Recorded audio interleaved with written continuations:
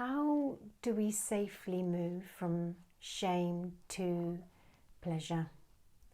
How do we allow ourselves pleasure without triggering shame? How do we release the feelings of unworthiness, that we don't deserve pleasure, that we are lesser than? How do we safely transition from shame into pleasure, unworthiness into pleasure, when we have experienced a situation of sexual trauma or we have experienced sexual abuse?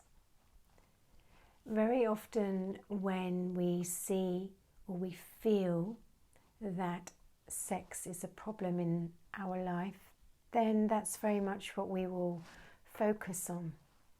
And when we focus on something, that aspect tends to withdraw and become more shy, more timid.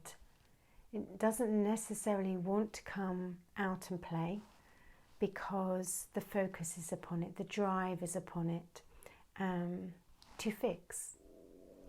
You think about when we try and make a child do something, or we try and make our pet do something, they become quite stubborn and they resist because it's not warm and inviting.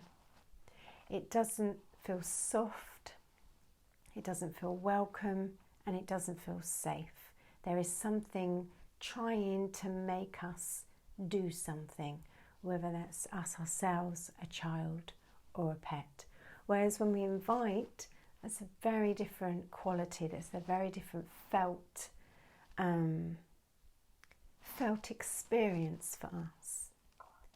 So if we begin to create pleasure as an environment and take away our focus of fixing the pleasure we feel safe in and the pleasure we feel in the bedroom and the pleasure that may trigger us, if we start to create an environment of pleasure, then we are gently building up our experiences of pleasure and ensuring that as we do this, that we are feeling met, we are feeling safe, and we are taking away, as I've said, the focus from sex, so that those pathways in us can start to naturally begin to rewire, and we can start to reclaim ourselves as a sensual being, a sexual being that is worthy of pleasure and can experience limitless pleasure.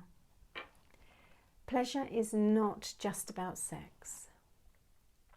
Pleasure and the sensations of pleasure we can get through many avenues, many pathways in life. And beyond whether we have experienced trauma or sexual abuse, the more and more we are receptive to pleasure in our life, the more and more that supports our felt sensations in the bedroom, because we're already wired for pleasure.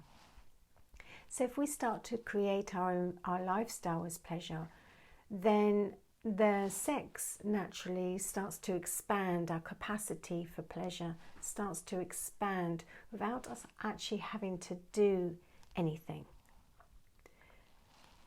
So it's about being curious about what you would like to experience in your life that is pleasurable. That may be that you simply close your eyes while you're eating your ice cream, and it's really important that we feel the sensations of pleasure, because it's the felt sensation of pleasure that can move us into shame and move us into unworthiness or guilt. So we're going to not have that, we're not going to be receptive to it.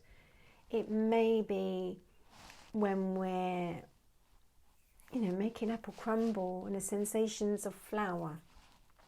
It's about pleasurable sensations. It may be gently caressing your own skin, not making it sexual, so we're not going to go into masturbation, but caressing your own skin and the pleasure of that. It may be the pleasure of touching your dog, stroking your dog. It may be when you're going for the walk, the pleasure of the sun on your skin. It's about pleasure as a felt sensation and beginning to choose pleasure over shame. It's not being in denial of shame. What we're wanting to do is open up our body to pleasure and open up to safe pleasure experiences. The same as unworthiness. If we are in an experience of pleasure in our life and we start to feel unworthy, it's about noticing that unworthiness and where that false belief has come from, acknowledging it and choosing pleasure. It's about growing a pleasure muscle that was how it was, that's what the experience was, and we can start inviting in, welcoming in gently new pleasure experiences that are in our environment, in our daily life, which will then inform and support our pleasure in our bodies and therefore our pleasure in our sex.